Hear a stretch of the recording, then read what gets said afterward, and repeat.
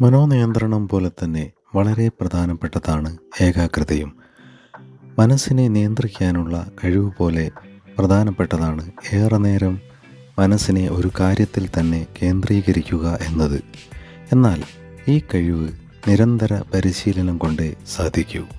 കാരണം മനസ്സിൻ്റെ സ്വഭാവം അങ്ങനെയാണ്. സദാസമയവും മനസ്സിൽ ചിന്തകൾ വന്നുകൊണ്ടിരിക്കും. മനോനിയന്ത്രണത്തിനായി കഴിഞ്ഞ 2 വീഡിയോയിൽ വിവരിച്ച പരിശീലനങ്ങൾ ഏകാഗ്രതയ്ക്കും ഉതകുന്നതാണ്.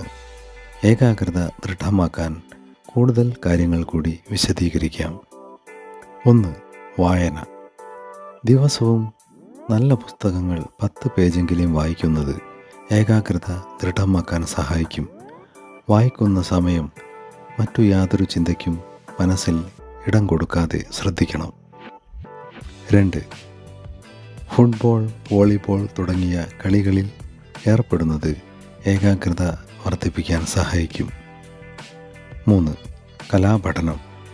സംഗീതം, നൃത്തം, ചിത്രകല തുടങ്ങിയവയിൽ പരിശീലനം നേടുന്നത് ഏകാഗ്രത വർദ്ധിപ്പിക്കും. അത്രയും സമയം മനസ്സ് ഒരു കാര്യത്തിൽ തന്നെ ശ്രദ്ധിക്കുന്നത് കൊണ്ട് മനസ്സിൻ്റെ ഏകാഗ്രത വളർന്നു വരും. നന്ദി.